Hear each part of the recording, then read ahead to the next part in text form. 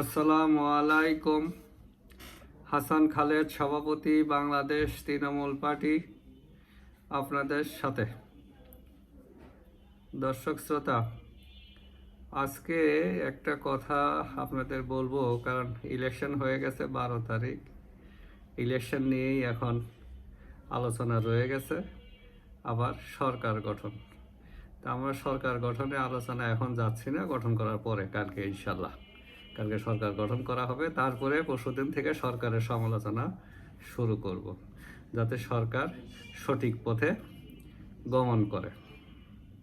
তো আজকে যে একটা ন্যারেটিভ দাঁড়িয়েছে ইলেকশনকে নিয়ে, এইটা নিয়ে আপনাদেরকে একটা ধারণা দিতে চাই। এইখানে তো আপনারা আগেই জানেন, আমরা বাংলাদেশ তৃণমূল পার্টি বলেছি 4 থেকে 6% ভোট কাস্ট হয়েছে। এটা ভোট কেন্দ্রগুলোর সিনারিও দেখে। এখন ভোট কাস্ট তো অফিসিয়ালি অনেক কিছু দেখানো হয়েছে, ওইটা কিভাবে হয়েছে আমরাও জানি, আপনারাও হয়তো তথ্য উপাত্ত পেয়ে গেছেন। তো এখন বলা হচ্ছে, একটা পক্ষ বলতেছে আওয়ামী লীগ ভোটে অংশগ্রহণ করছে, ওর সমর্থকরা, এবং তারা বিএনপিকে ভোট দিয়েছে। তো এই হলো অবস্থা, মানে আওয়ামী লীগকে নির্বাচনে ইনভলভ করতে চাচ্ছে, কারণ আওয়ামী লীগ তো নিষিদ্ধ, ফোর্সলি নিষিদ্ধ করা হয়েছে।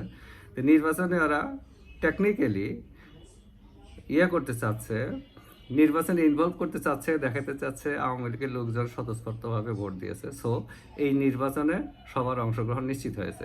এমনিতে নির্বাচনটা সমস্যা আছে, বৈধ কর্তৃপক্ষের অধীনে হয় নাই। বৈধ কর্তৃপক্ষের অধীনে না হলেও যদি সকল দল মনের সুখ নিয়ে আনন্দ দিয়ে অংশগ্রহণ করতো, তাহলে কিন্তু এটা ভবিষ্যতে হয়তো জটিলতা এড়ানো যেত। এই ভবিষ্যৎ জটিলতা এড়ানোর জন্যই ওরা কৌশলগতভাবে এই কথাগুলো এখন বলতেছে।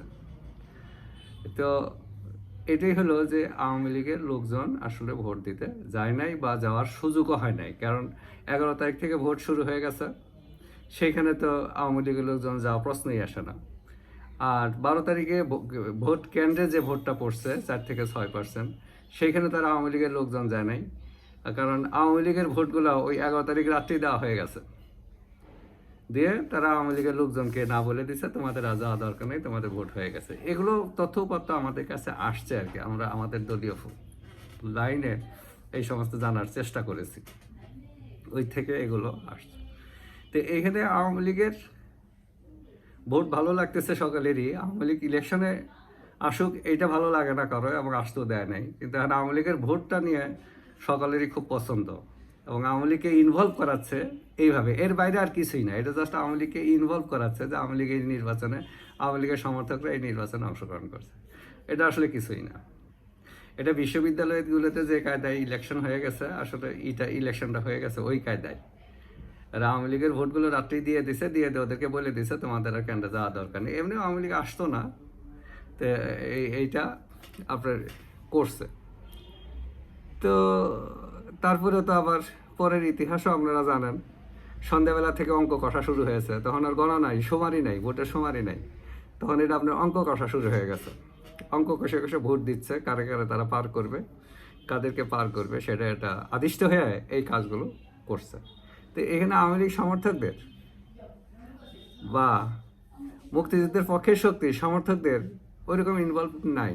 যারা আওয়ামী লীগের নেতৃত্বে বিশ্বাস করে, যে মুক্তিযুদ্ধের পক্ষের যে শক্তিটা আওয়ামী লীগের নেতৃত্বকে পছন্দ করে বা বিশ্বাস করে, তাদের ইনভলভমেন্ট নাই। তো এই নেগেটিভটা, এই বয়ানটা সঠিক না। এটা হচ্ছে কারণ একটাই, আওয়ামী লীগকে ইনভলভ করার চেষ্টা করতেছে, মানে জায়েজ হওয়ার জন্য।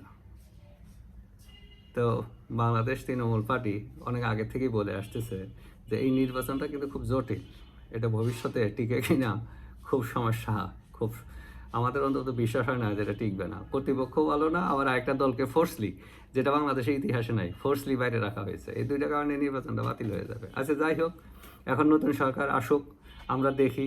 আমরা আর যাই হোক, মব যুগ থেকে তো, মব উগ্রবাদ এই যুগটাকে তো অতিক্রম করলাম। এখন কালকে শপথ নেওয়ার পরে গণতন্ত্র ও আইন ও শাসনের যুগে আমরা প্রবেশ করব। তারপরে আমরা ইলেকশন নিয়ে চলছেরা বিশ্লেষণ করব, তখন তার আমাদের কোনো বাধা নাই।